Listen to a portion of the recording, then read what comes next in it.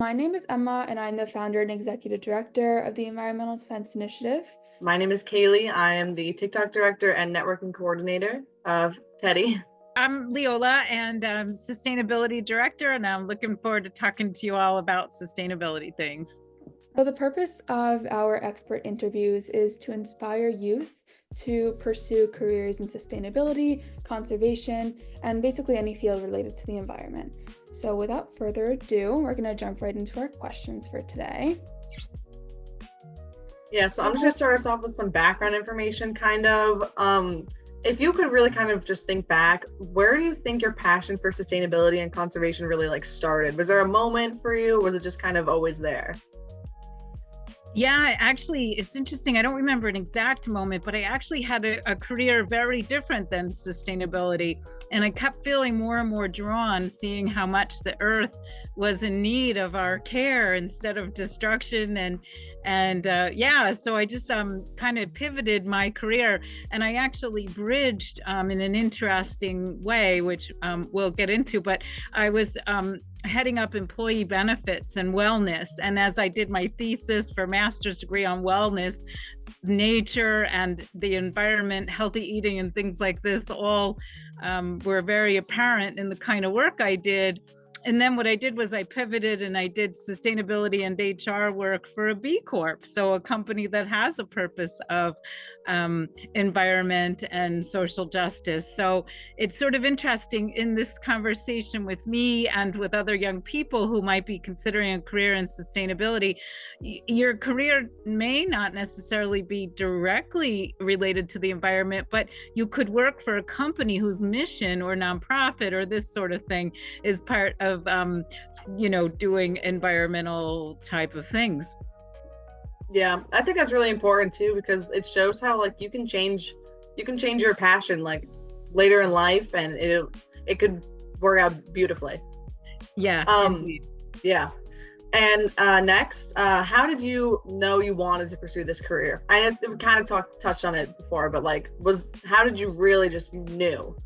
Yeah, and so as I began to realize that how we all really need to start to regenerate the earth, and I wanted to be a part of that, I also realized that sitting in front of a computer 12 hours a day just wasn't healthy or good or what I wanted to do anymore. That's how my career kind of went that way.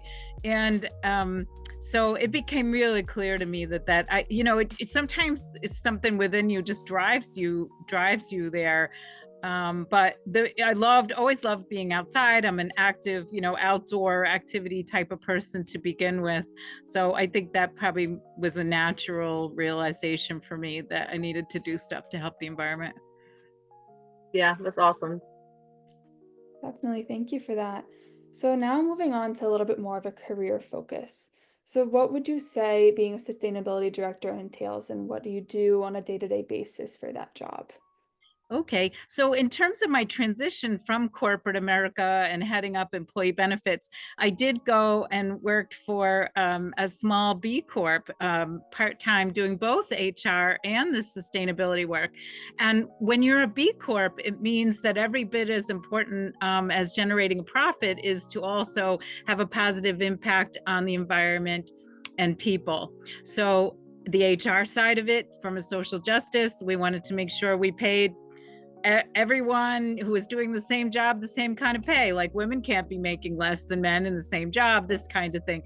So not the firm I was with already understood that, but I guess what I'm saying is, from an HR standpoint, you just want to be socially just. And then the environmental side for sustainability, it means making sure your purchases for your operation, you look at the supply chain, right? So even our toilet paper, for example, we make sure that there isn't deforestation, and there's people are paid properly who do the work all throughout the supply chain to produce that product. And also, as a B Corp, we were mindful of buying our dish soap for our kitchen in bulk so that we could avoid disposable containers. I was responsible for making sure that any new hires understood our practices. So we didn't let any food hit the trash in our operations. So all food was separated for composting. all recycling. You need to make sure you educate your workforce on what's recyclable and what isn't, and proper handling of materials. Also refusing, just the sort of mentality of, oh, you don't need a disposable paper towel. Here, we've got hooks with everyone's names on it of who, everybody's hand towels. We changed because sometimes there's guests and things. So I made towelettes for our bathrooms made from t-shirts, right? Like the kind you get from events that you're never going to wear again. And so I just take them home and throw them in with my regular laundry.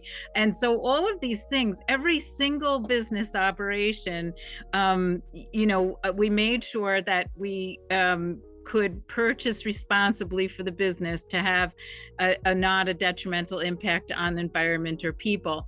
Also, for our office, I researched heat pumps for our heating, for example. We did not want to be heating with oil anymore, and our air conditioners were kind of inefficient. So as a sustainability person, I partnered with the owner to research environmentally friendly heating and cooling. We have solar panels and an EV charging station. And actually, interestingly enough, in my career and benefits, I actually was responsible for implementing a few environmental benefits. One was that we paid employees up to $5,000 to get solar panels on their homes, or to buy, at the time there weren't EVs, but it was a hybrid car, things like this. And so I was had some great opportunity to sort of help employees also change their behavior to a more sustainable way. So, and then also as sustainability director and HR for that small company, I was also responsible for increasing biodiversity at the office. So we have a pollinator garden and indigenous berries and native trees and all these things you don't normally find at an office, but it set a really good example for others. And people are always walking by and they're in awe of what we're doing. And so I think also as a sustainability director, you want to make sure you're walking the talk and setting an example for other businesses. So I went to like the B Corp conference. I, kind of have attended various things to share ideas with other folks in similar, roles. Yeah, thank you for that. I love that. I definitely like how the role is so varied. You can kind of do anything with it because you were talking about kind of increasing biodiversity, but also like making personal hand towels. Like they're very different things, but it encompasses a lot of different sectors of environmentalism and stuff like that. Um, actually, just have a follow-up question on that. Do you think sustainability director is a role that could be applied in a bunch of different contexts? So like to any business or any like small local shop or anything like that? Absolutely. Yes. And indeed, when you work for a small business, you will wear a lot more hats. A little business can't afford to have a full-time sustainability director unless they're just making such big changes that you save so much energy, or, reduce so much waste. But yeah, let's see, does that answer your question? Ask me again if it doesn't. No, yeah, that's definitely it. I just like that the role can basically be used anywhere. It's a very like open-ended type thing.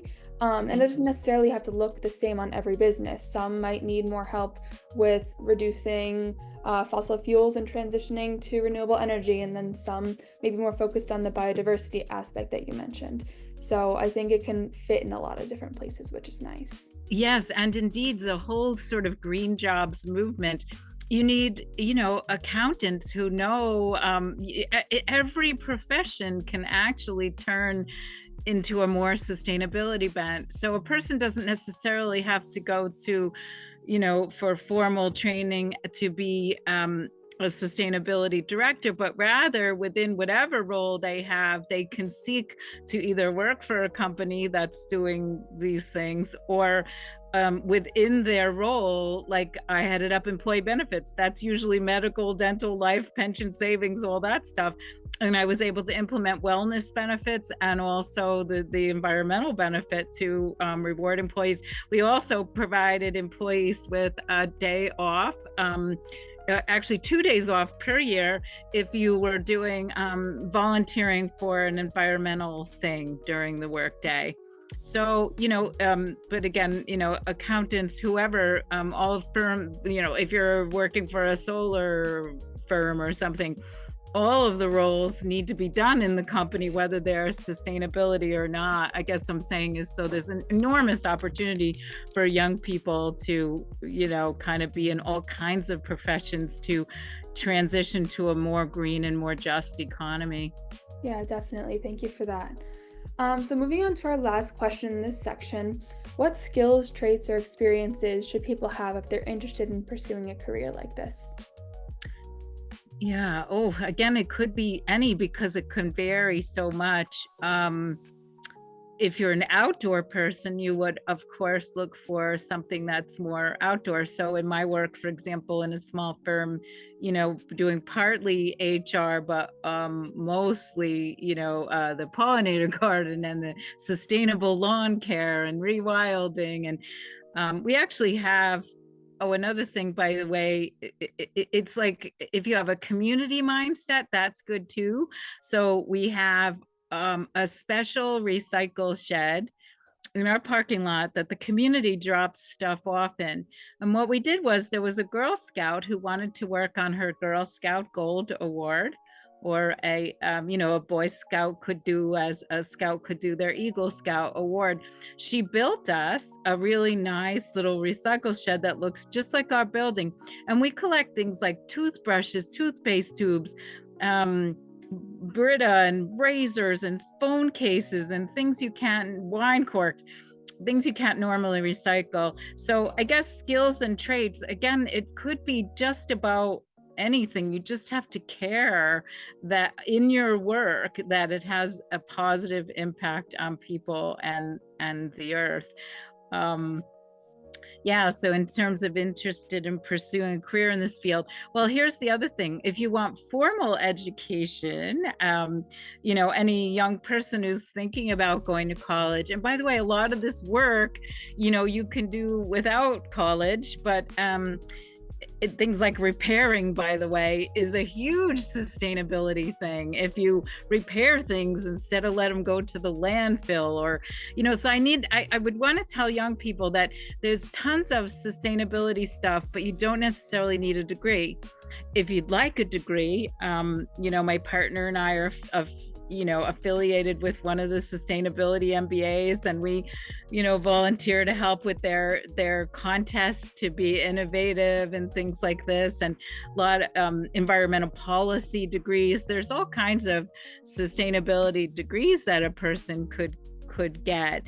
So it depends if they're more of administrative or a techie, or like me, just really drawn to much more of the outdoor kind of work. I guess another sidebar, and I know I'm all over the place here, but one of my roles is also land steward. So my partner has 140 acres of conservation land, and we're removing invasives. And, so I hired a forester who had our similar mindset, and we're removing invasives. We're working on a reforestation grant. And again, in my role, I could have just gotten a deer fence like off of Amazon. We never buy from Amazon ever, because they're unjust from an environmental and social justice standpoint. We were reclaiming all used fence material all over the place. And so we try to be responsible with our purchases. Now, some of the things we may need to buy new. So I double check. Were the metals like not mined sustainably? Was it made from recycled metal instead of, damaging some community somewhere else? Skills and traits and experiences, you just have to really care about your impact, I guess, is a simple way to answer that question. No, I love that. And I like how just keeping it simple, because you don't need to necessarily have all these like requirements and prerequisites to care about the environment and really make a positive impact. Like just like you were saying, just not buying from Amazon or like upcycling used materials. It just takes the little small actions like that to make a difference. And you don't necessarily even have to make it your career. Even just in your daily life, you can make an impact by doing those small little things. Indeed, collectively, it's what we need to do, and it matters. It adds up. Mhm. Yeah, we're gonna pivot a little bit and talk about youth involvement type stuff. So were you involved in any environmental advocacy when you were younger in like high school or even furthering your education in college or anything? Or have you really like seen like if you weren't, if you have you seen students recently getting involved in high schools in your community and stuff like that? Yeah. The Girl Scout Gold Award, she chose to do her project with us for an ongoing community special item recycle drop off. And you need to kind of so she also the Girl Scout Gold Award makes sure you build in longevity to your project. So I was committed to continuing to send the stuff off for recycling and get the word out to the community on an ongoing basis. I don't recall in high school any sort of environmental awareness. It was a long time ago for me, but some of the young people, for example, my partner brings a Rotary Interact group of high school students every year to Central America to do a volunteer project. And he steers that work in an environmental way. They're not getting single-use bottled water or Gatorades. They're getting the big vat and making Gatorade from the powder and the water. And so, things like this. And so, making sure that food scraps are composted. Not all advisors would do that, but many of these youth from high school who've gone on this trip, they are learning these habits for a lifetime, and it's really cool. So and then environmental advocacy, I head up the Green Policy Task Force in my community. I co-lead it with some others, and some of the young folks there, they help us with our compost drop off, and we really try to stay involved with the environmental, the youth who are getting involved in environmental things. And the cool thing too is some of the youth that I've observed, they're coming up to Albany in New York or DC to advocate for environmental laws and things. The white-haired people like my partner and I, as well as the young people, because it really takes all of us, and it's really cool. We inspire and learn from each other. So how to suggest students get involved at a young age? Again, it's using whatever talents you're interested in. There's things like the Environmental Voter Project, where you're calling people or writing postcards or things like this to try to get out the vote for environmental legislation. Or your high school environmental club, if there isn't one, well, go ahead and start one. Maybe you build it and they'll come. Or a young age, get outside and partner with tree planting initiatives, or pollinator garden installations, or hiking to build trails, or any sort of thing. Get yourself outside is really so very important, and be mindful of your impact on the environment.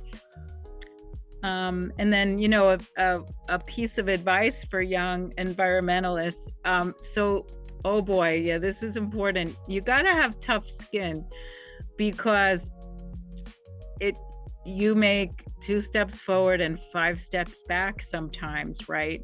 And you have to just know that you're doing the good and right thing, and you're having a positive impact, and get back to the table.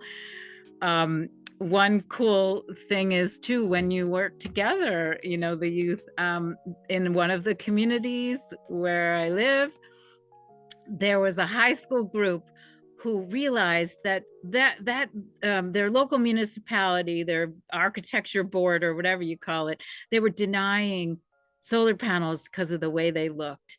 And 20 somewhat high school students marched into their town board, and they said, we think solar panels are beautiful. We look at that as our future. Stop denying solar on people's roofs because they don't look good. Well, guess what? The law changed. So get together, or not, if you're not a together kind of person, whatever, you're shy, whoever, just as young people, just find your place and ways that you could, even if it's just at home, setting up the recycle bins so they're properly labeled and everyone in your family knows properly how to do it. Just start somewhere, and if you don't care, who will? Yeah. Yeah, it's really important. And I like the idea of like, you really just kind of it takes a village, and it takes everybody's involvement to get things moving. Very much. So we just want to thank you so much for answering all of our questions and for all the amazing advice and insight you offered us. I just wanted to ask if there's anything additional you wanted to add before we do our closing and end off. Well, I need to learn more about TED-Eye because I think it's really cool that you guys have initiated this and trying to get the word out and how to steer people to more sustainable careers. It's the way forward. It's what we need. And my heart is full and excited that I had this talk with you today and that you're doing this work. Thank you so much. We are so inspired by all the work that you've done as well. Can't thank you enough for joining us for this interview. To everybody watching, thank you so much for joining us, and please stay tuned for the rest of our videos in this series.